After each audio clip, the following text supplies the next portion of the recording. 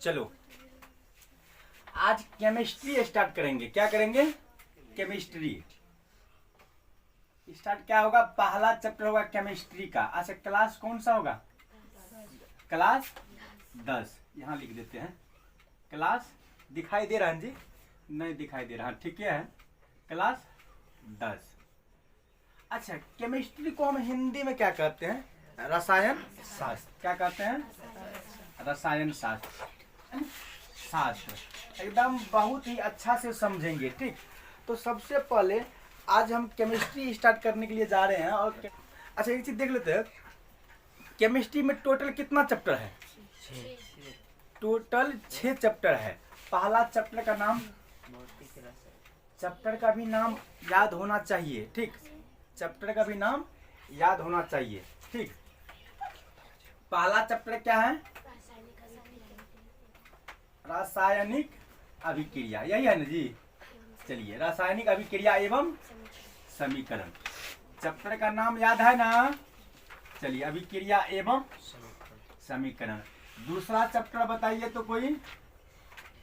दूसरा चैप्टर है आम्ल। दूसरा में पढ़ना है हम लोगों को आम्ल, भस्म एवं लवण। दूसरा चैप्टर में ये पढ़ना है, ये सब क्या होता है। ठीक, अच्छा तीसरा में क्या है? धातु और अधातु। धातु और अधातु। ठीक, धातु और क्या है बाबू? अधातु। अच्छा बताइए चौथा में क्या है? चौथा में कार्बन तथा इसके यौगिक। कार्बन, कार्बन तथा, अच्छा कार्बन को क्या चीज से डिनोट करते हैं? कार्बन को क्या चीज से डिनोट करते हैं? सी से करते हैं। कार्बन तथा इसके यौगिक, इसके यौगिक। अच्छा बताइए पांचवा में क्या है? पांचवा में क्या है? तत्वों का आवर्त वर्गीकरण। तत्वों का आवर्त वर्गीकरण, यही है ना चैप्टर में? देखो ना यही होगा लिखा। कहाँ में किताब कहाँ है? तत्वों का आवर्त वर्गीकरण, यही होगा लिखा।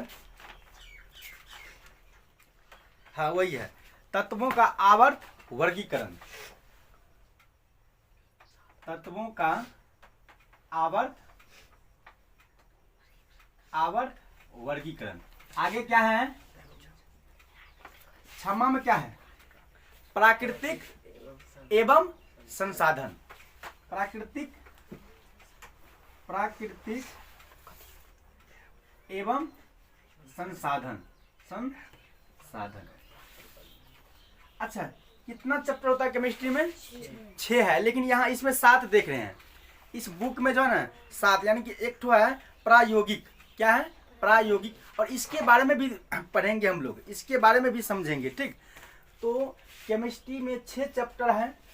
ठीक, और 6 और चैप्टर लिखा दिए। पहला में रासायनिक अभिक्रिया, दूसरा में अम्ल भस्म एवं लवण, तीसरा में धातु और अधातु पढ़ना है, चौथा में कार्बन तथा इसके यौगिक पढ़ना है, पांचवा में तत्वों का आवर्त वर्गीकरण पढ़ना है, और उसके बाद छठवां में प्राकृतिक एवं संसाधन पढ़ना है। ठीक, तो चलो अब आगे बढ़ते हैं। ठीक, ये चैप्टर का नाम याद है ना? किसका चैप्टर है ये?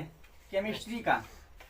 किसका? ये केमिस्ट्री का। टोटल 6 चैप्टर है और चैप्टर का नाम याद होना चाहिए। अच्छा एक चीज बताओ तो कि चैप्टर 5 में क्या है? केमिस्ट्री में चैप्टर 5 में क्या है? तत्वों का आवर्त वर्गीकरण, यही है ना? अच्छा चैप्टर 4 में क्या है बताओ? चैप्टर 4 में कार्बन तथा इसके यौगिक। तो चलिए अब आगे बढ़ते हैं, आगे क्या सीखना है उस चीज को हम देखते हैं। ठीक, तो चलो ये पहला चैप्टर है। किसका? ये पहला चैप्टर केमिस्ट्री का, ये पहला चैप्टर है। और पहला चैप्टर में क्या है? रासायनिक अभिक्रिया एवं समीकरण। अच्छा इसको हम इंग्लिश में क्या कहते हैं? इंग्लिश में कहते हैं केमिकल रिएक्शन एंड इक्वेशन। मतलब इंग्लिश में क्या कहते हैं? केमिकल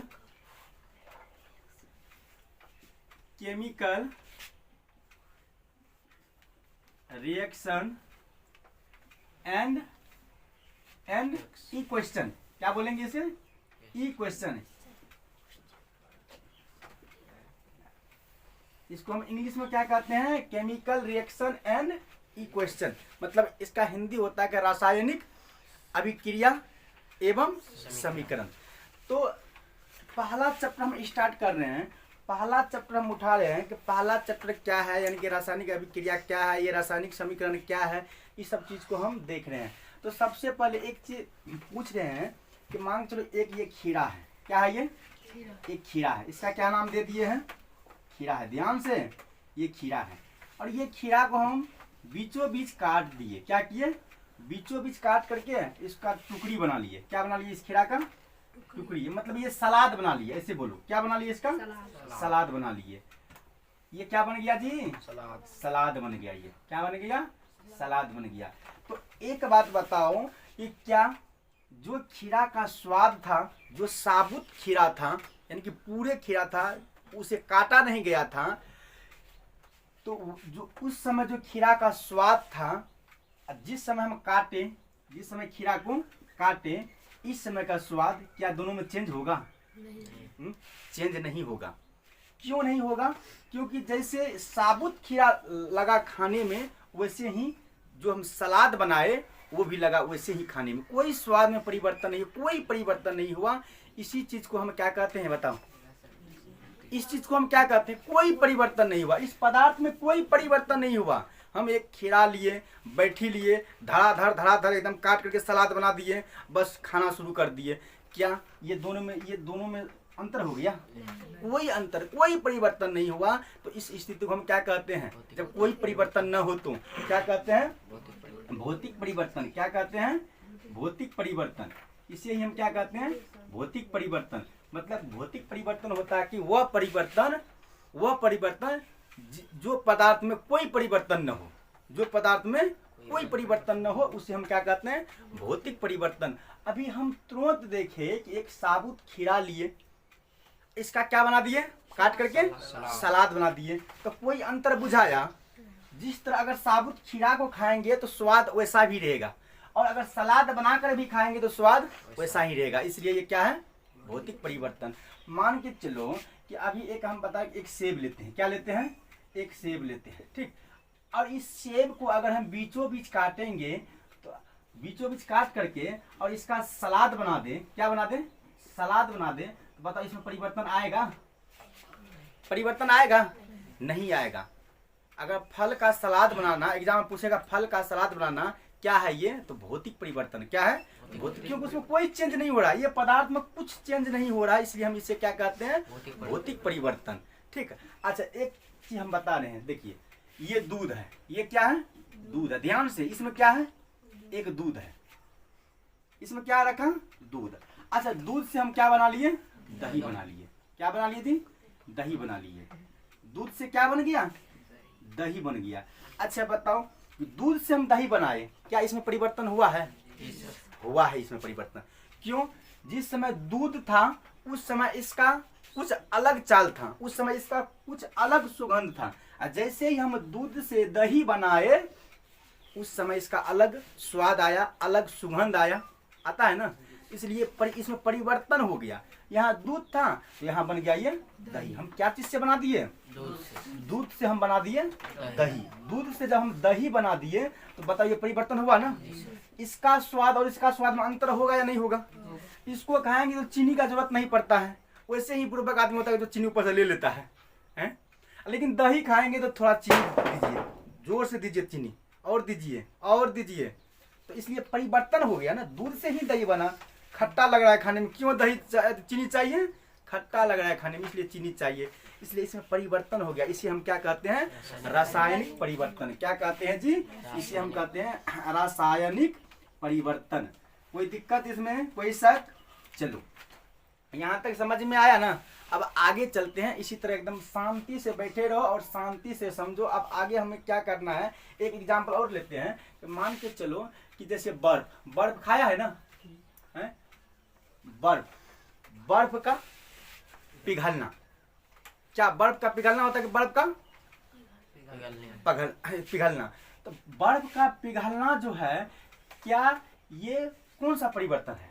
बर्फ का पिघलना, ये भौतिक परिवर्तन है। अब पूछेगा सर भौतिक परिवर्तन क्यों है? भौतिक परिवर्तन क्यों है? ये बर्फ का पिघलना ये भौतिक परिवर्तन क्यों है? इसलिए है कि बर्फ से पानी भी बन सकता है और पानी से बर्फ भी बन सकता है। कोई अंतर हुआ? हम बर्फ से पानी भी निकाल सकते हैं और पानी से ही बर्फ बना सकते हैं। उसमें कोई फर्क आया, कोई परिवर्तन हुआ, इसलिए वो क्या होता है? भौतिक परिवर्तन। तो चलो अब आगे चलते हैं, आगे स्टेप पढ़ते हैं क्या पढ़ना है। ठीक, चलो। अच्छा एक चीज बताओ, परिवर्तन कितने प्रकार के होते हैं? परिवर्तन 2 प्रकार के होते हैं। कितने प्रकार के? 2 प्रकार के। यानी कि परिवर्तन कितने होते हैं? परिवर्तन 2 प्रकार के। पहला क्या है जी? पहला भौतिक परिवर्तन। अच्छा, भौतिक परिवर्तन के बारे में पढ़ लिए ना अभी अच्छा से। पहला है भौतिक परिवर्तन और दूसरा क्या है? रासायनिक परिवर्तन। यही है ना, रासायनिक परिवर्तन। मतलब ये दोनों के बारे में अभी हम पढ़ चुके हैं। भौतिक परिवर्तन का मतलब होता है कि जो पदार्थ में कोई परिवर्तन न हो, और रासायनिक परिवर्तन का मतलब होता है कि जो पदार्थ में परिवर्तन हो। जैसे अभी देखें हम, दूध से दही बनना, ये क्या है? रासायनिक परिवर्तन है। ऐसे कुछ क्वेश्चन यहाँ रखते हैं। जैसे कि मान के चलिए, पहला क्वेश्चन है आपका, मैग्नीशियम के फीते का जलना। देखिए ये प्रश्न पूछा गया है, मैग्नीशियम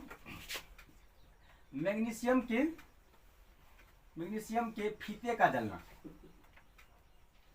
फीते का जलना ये क्या होगा? ये कौन सा परिवर्तन होगा? मैग्नीशियम के फीते का जलना ये कौन सा परिवर्तन होगा? जैसे लालटेन में बत्ती देखा है ना, या डिबिया में बत्ती देखता है ना, तो उसी तरह अगर उसको हम जलाएंगे तो कौन सा परिवर्तन होगा? रासायनिक परिवर्तन होगा। क्यों? क्योंकि जलाएंगे तो उसका रूप अलग हो जाएगा, उसमें से राख निकलेगा, उसमें से वाष्प निकलेगा, यानी कि उसमें से धुआं निकलेगा ना, वो कालापन छा जाएगा, यानी कि उसमें परिवर्तन हुआ ना, इसलिए ये क्या हो गया? ये हो गया रासायनिक परिवर्तन। क्या हो गया ये जी? चलिए, अच्छा दूसरा प्रश्न हम पूछते हैं, चावल से भात बनना। ध्यान रहे, चावल से भात बनना, बताइए कौन सा परिवर्तन है? चावल से भात बनना, चावल से भात बनना, ये कौन सा परिवर्तन है? ये भौतिक परिवर्तन है। अब यहाँ सवाल उठेगा मन में, ये भौतिक परिवर्तन ये कैसे हो सकता है कि चावल से भात बनना, क्या ये भौतिक परिवर्तन हो सकता है? ये भौतिक परिवर्तन है, हो सकता नहीं, ये भौतिक परिवर्तन होगा। क्यों होगा?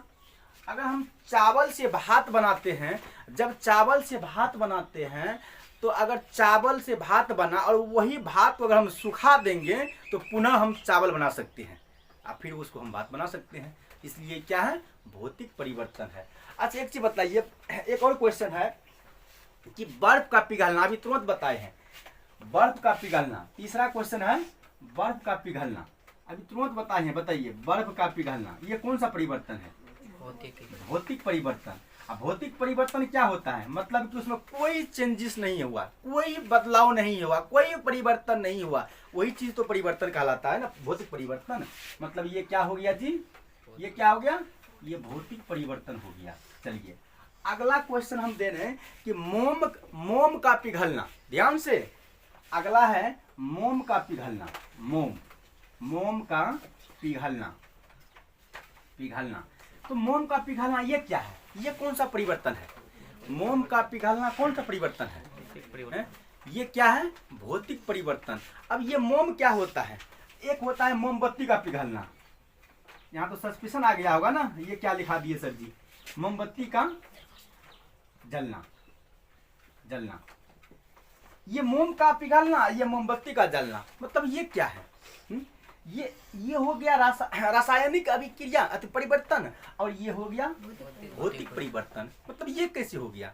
ये मोम है, ये मोमबत्ती क्या है बता रहे हैं। जैसे कि मान के चलिए एक ये मोमबत्ती है, क्या है ये? एक मोमबत्ती है, ये मोमबत्ती। मतलब कि मोमबत्ती मतलब होता है कि ये जो है आगे में ये ऐसी सिंपल जो होता है यही चलता है ना, ये वाला, इसको हम मोम कहते हैं। ये क्या है? मोम। और ये जो बत्ती है, ये बत्ती, इसको हम क्या कहते हैं? मोमबत्ती। क्या कहते हैं? मोमबत्ती। जब हम मोमबत्ती को हम जलाते हैं तो ये जलता है ना, तो ये जो जलता है तो इसमें परिवर्तन होता है ना, ये राख बन जाता है ना, ये कालापन हो जाता है ना, इससे धुआं निकलता है ना, इससे वाष्प निकलता है ना।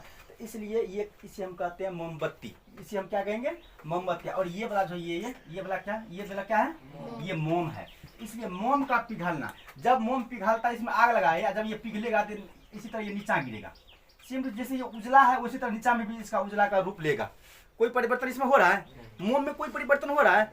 जैसे इसमें ये उजला है वैसे ये गल गल करके पिघल पिघल करके नीचे गिर रहा है, वैसे ही ये बन रहा है। लेकिन मोमबत्ती में जब ये आग लगाए, मतलब कि ये जलाए, तो देखो ये राख बन रहा है। क्या बन रहा है, ये जल रहा है। ये क्या बन रहा है, राख, यानी कि ये दूसरा कलर था, हो रहा है दूसरा कलर। इसलिए मोम का पिघलना ये हो जाएगा भौतिक परिवर्तन। क्या हो जाएगा जी, भौतिक परिवर्तन हो जाएगा। क्या हो जाएगा, भौतिक परिवर्तन। अच्छा, मोमबत्ती का जलना ये रासायनिक परिवर्तन, रासायनिक परिवर्तन। कोई दिक्कत है यहाँ तक में, कोई दिक्कत है तो चलो आगे चलते हैं। ठीक, चलो यहाँ लिखल है कि भौतिक परिवर्तन मतलब कि वह परिवर्तन जिसमें पदार्थ का कोई परिवर्तन न हो। अभी बताए हैं ना, जिसमें पदार्थ का कोई पदार्थ उसमें कोई परिवर्तन न हो, वो क्या कहलाता है जी, वो कहलाता है भौतिक परिवर्तन। जैसे हम देख लिए मोम का पिघलना, बर्फ का पिघलना, चावल से भात बनना आदि बहुत कुछ हो सकता है वो पदार्थ, ठीक, जो भौतिक परिवर्तन हो। दूसरा में है रासायनिक परिवर्तन। ये क्या है, मतलब कि वह परिवर्तन जिसमें पदार्थों का परिवर्तन हो, मतलब कि पदार्थ में परिवर्तन आए, पदार्थ में क्या है, परिवर्तन आए, उसे हम क्या कहते हैं, रासायनिक परिवर्तन। मतलब जैसे कि मोमबत्ती का जलना क्या है, ये रासायनिक परिवर्तन है। मैग्नीशियम का फीते जलना क्या है, ये रासायनिक परिवर्तन। दूध से दही बनना अभी बताए हैं ना, ठीक। तो चलिए इसको नोट कीजिए कॉपी में। अब आगे देखते हैं, आगे पढ़ते हैं कि रासायनिक अभिक्रिया किसे कहते हैं, रासायनिक अभिक्रिया से आप क्या समझते हैं। कई बार एग्जाम में पूछा गया है ये प्रश्न, कई बार पूछता है और पूछते रहेंगे, ठीक। तो चलिए इस चीज को नोट करो। अब आगे चलते हैं। तो चलिए आज देखते हैं कि रासायनिक अभिक्रिया क्या है। क्या देखेंगे कि रासायनिक अभिक्रिया क्या है। तो लिखा हुआ है यहाँ इसका परिभाषा कि जब कोई पदार्थ, क्या कहा गया है, जब कोई पदार्थ अकेले ही या किसी अन्य पदार्थ से क्रिया करके एक या एक से अधिक भिन्न गुण वाले नए पदार्थ का निर्माण करता है, तब वह प्रक्रिया क्या कहलाता है, रासायनिक अभिक्रिया कहलाता है। मतलब इसका समझा कि मतलब ये इसका कहना है कि जब कोई पदार्थ है, कोई पदार्थ अकेले मतलब एक, अकेले मतलब एक ही, या एक से अधिक भी हो सकता है, एक से अधिक भी हो सकता है, वो दोनों आपस में अभिक्रिया करें तो उसी को हम क्या कहते हैं, अभिक्रिया करके और एक नए गुण धर्म वाले पदार्थ का निर्माण करता है, एक नया चीज बनाता है, तो उसी को हम क्या कहते हैं, रासायनिक अभिक्रिया कहते हैं। उसी को क्या कहते हैं, रासायनिक अभिक्रिया कहते हैं। समझ में आया ना।